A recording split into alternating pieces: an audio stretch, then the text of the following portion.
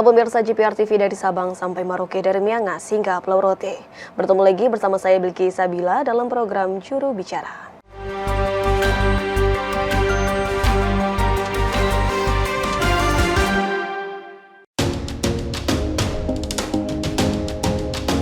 Usai mengikuti rapat terbatas terkait persiapan penyelenggaraan KTT ke-42 ASEAN di Istana Merdeka, Jakarta, Menteri Luar Negeri Retno Marsudi menyampaikan bahwa pemilihan Labuan Bajo merupakan salah satu upaya pemerintah untuk mempromosikan destinasi secara global. Selain itu, mengenai substansi KTT ke-42 ASEAN, Retno menegaskan bahwa keketuaan Indonesia tahun 2023 mendorong kawasan ASEAN yang lebih kuat dalam menghadapi tantangan serta memperkuat ketahanan ekonomi ASEAN. Sejalan dengan tema yang diusung yaitu ASEAN Matters Epicentrum of Growth. Untuk yang 42 ini, konsentrasinya di ASEAN Matters dan Epicentrum of Growth. Di ASEAN Matters itu dokumennya terkait bagaimana upaya ASEAN untuk meningkatkan, memperkuat diri, sehingga mampu menghadapi tantangan ke depan.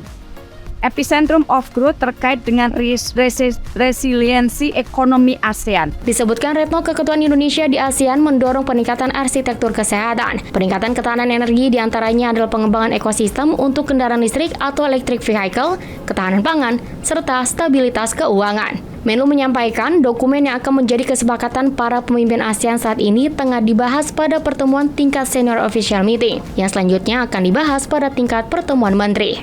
Selain mempersiapkan ASEAN menghadapi tantangan ke depan, maka ada visi post-2025. Keketuaan Indonesia juga berusaha untuk membumikan ASEAN di dalam bentuk kerjasama proyek-proyek yang sifatnya konkret, seperti di bidang kesehatan, di bidang ekonomi bersih dengan EV baterai, kesehatan dengan One Health Initiative, kemudian penggunaan local currency, dan masih ada banyak lagi yang intinya adalah membumikan kerjasama ASEAN sehingga dapat dimanfaatkan untuk kepentingan masyarakat. Ya, pemirsa, Indonesia resmi menjadi Ketua ASEAN 2023 setelah menerima estafet Ketua dari Kamboja. Penyerahan estafet Ketua tersebut berlangsung dalam upacara penutupan KTT yang ke-40 dan ke-41. Kesempatan ini bukan pertama kalinya Indonesia untuk menjadi Ketua ASEAN. Sebelumnya, Indonesia sudah pernah menjabat sebagai Ketua ASEAN sebanyak 4 kali. Namun untuk tahun 2023 ini, seperti apa gagasan yang akan diusung oleh Indonesia? Kita akan berbincang hari ini bersama dengan Dirjen IKP Kemenkominfo Republik Indonesia, Bapak Usman Kansong. Selamat malam, Pak Dirjen. Selamat malam, Bilkis. Baik, Pak Dirjen, mengenai pelaksanaan KTT ASEAN yang tinggal menghitung hari lagi, kiranya apa gagasan yang diusung oleh Indonesia pada KTT ASEAN ke-42 ini? Ya, kalau bicara soal gagasan, kita sebetulnya bisa melihat dari temanya. Ya, kalau tema keketuaan Indonesia di ASEAN 2023 adalah ASEAN Matters Epicentrum of Growth.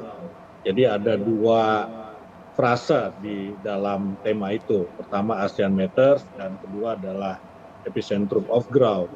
Nah, ASEAN Matters ini sebetulnya kalau kita lihat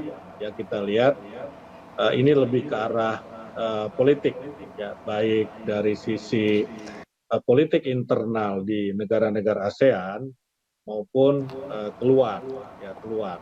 Jadi yang ke dalam, ke negara-negara ASEAN, ASEAN Matters ini ASEAN harus mengonsolidasikan diri,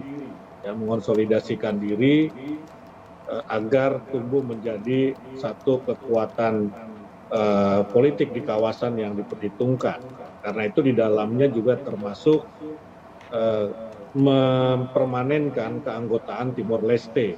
Ini sebuah bagian dari konsolidasi. Yang kedua, kita juga ingin berkontribusi dalam perdamaian kawasan bahkan global. Ya, jadi ini aspek politiknya seperti itu. Dalam bahasa yang lebih sederhana atau lebih singkat adalah ASEAN ingin menjadi sentralitas dan relevan bagi kawasan maupun bagi dunia, begitu. Itu ASEAN Matters. Nah, yang kedua adalah epicentrum of growth. Kalau ini sudah jelas, aspek ekonomi. Aspek ekonomi, ASEAN ingin memberikan kontribusi bagi pertumbuhan ekonomi dunia. ASEAN ingin menjadi pusat ekonomi atau pusat pertumbuhan ekonomi dunia. Ya, kalau kita lihat selama ini ya dari 2010 sampai 2020 kontribusi PDB gabungan negara-negara ASEAN yang berjumlah 10 ya nanti akan bertambah dengan Timor Leste itu ternyata lebih besar ya dibandingkan dengan kontribusi Uni Eropa yang terdiri dari 27 negara terhadap PDB dunia ya, dalam 10 tahun terakhir ini. Nah, itu menunjukkan bahwa sesungguhnya ya kekuatan ekonomi ASEAN ini bisa berkontribusi bagi ekonomi dunia. ASEAN bisa menjadi pusat pertumbuhan ekonomi dunia. Nah, kira-kira seperti itu gagasan yang disorongkan oleh Indonesia di dalam keketuaannya di tahun 2023 ini, Bilqis. Baik, dengan harapan ASEAN ini dapat berkontribusi bagi ekonomi dunia, menjadi pusat pertumbuhan ekonomi dunia, dan tentunya ini juga mengkonsolidasi diri agar tumbuh menjadi satu kekuatan bersama. Kemudian Pak Dirjen, pemerintah Indonesia ini kan juga akan membahas melanjutkan 3 isu utama dari adanya konferensi tingkat tinggi ini. Kemudian bagaimana substansi isu yang akan menjadi isu pembahasan dalam KTT ASEAN ini, Pak? Iya, jadi ada 3 isu ya, ada 3 isu. Isu besarnya itu adalah recovery and rebuilding. Ya, kemudian yang kedua adalah digital economy dan yang ketiga adalah sustainability. Ya, tetapi itu kemudian diterjemahkan ke dalam beberapa isu lain. Ya, misalnya mendorong peningkatan arsitektur kesehatan. Ya, ini terkait juga dengan digital ekonomi, terkait juga dengan recovery. Ya, recovery ekonomi kita ini kan morat-marit karena COVID, maka butuh recovery dan butuh rebuilding. Dan juga ini terkait dengan lingkungan. Ya, karena itu peningkatan arsitektur kesehatan ini menjadi penting. Ya, menjadi penting karena dia akan membawa efek domino baik bagi recovery maupun rebuilding ekonomi ASEAN, kemudian juga digital ekonomi ya, karena ketika pandemi maka transformasi digital di negara-negara ASEAN juga ditingkatkan begitu. Dan ketiga terkait dengan sustainability ya, keberlanjutan ini juga karena COVID ini juga pasti sedikit banyaknya terkait dengan persoalan lingkungan. Nah, kemudian diterjemahkan yang lain lagi adalah peningkatan ketahanan energi. Ini jelas sekali terkait dengan sustainability tadi itu begitu. Dengan mengembangkan ekosistem kendaraan listrik atau electric vehicle. Ya, kemudian juga ketahanan pangan. Ya, ini terkait dengan sustainability juga. Ya, keberlanjutan pangan itu seperti apa? Dan stabilitas keuangan. Nah, stabilitas keuangan pun salah satu yang kita bahas adalah penggunaan pembayaran digital yang bisa dipakai di semua negara ASEAN.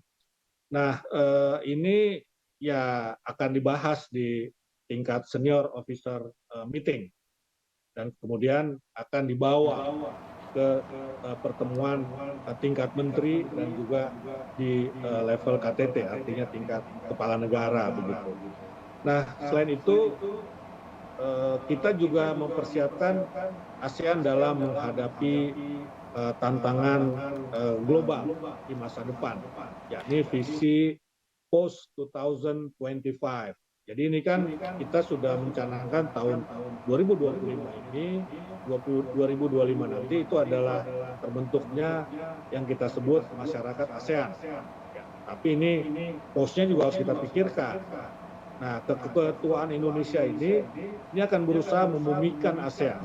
Tadi kan masyarakat ASEAN yang ingin kita capai 2025 dalam bentuk yang konkret, ya baik dari aspek ekonomi, dari aspek sosial budaya, maupun juga dari aspek politik begitu.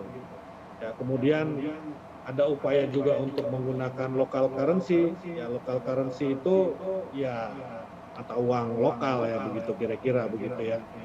Kalau istilahnya Apindo itu asosiasi perusahaan ya Indonesia begitu, ya ini bisa menjadi sarana untuk istilahnya itu de-dolarisasi begitu ya. Jadi penggunaan mata uang lokal ini akan diperkuat atau local currency. Nah itu kira-kira isu-isu yang akan dibahas di KTT ASEAN di Labuan Bajo 9 sampai 11 Mei. Baik, keketuaan Indonesia ini berusaha untuk membumikan ASEAN dalam bentuk kerjasama dan juga untuk melanjutkan isu keberlanjutan baik soal ketahanan pangan, kemudian kendaraan listrik dan juga stabilitas keuangan. Pak Dirjen, kita masih akan membahas lainnya, tentunya masih terkait dengan KTT ke-42 ASEAN. Tetaplah bersama kami dalam Juru Bicara. Kami akan segera kembali.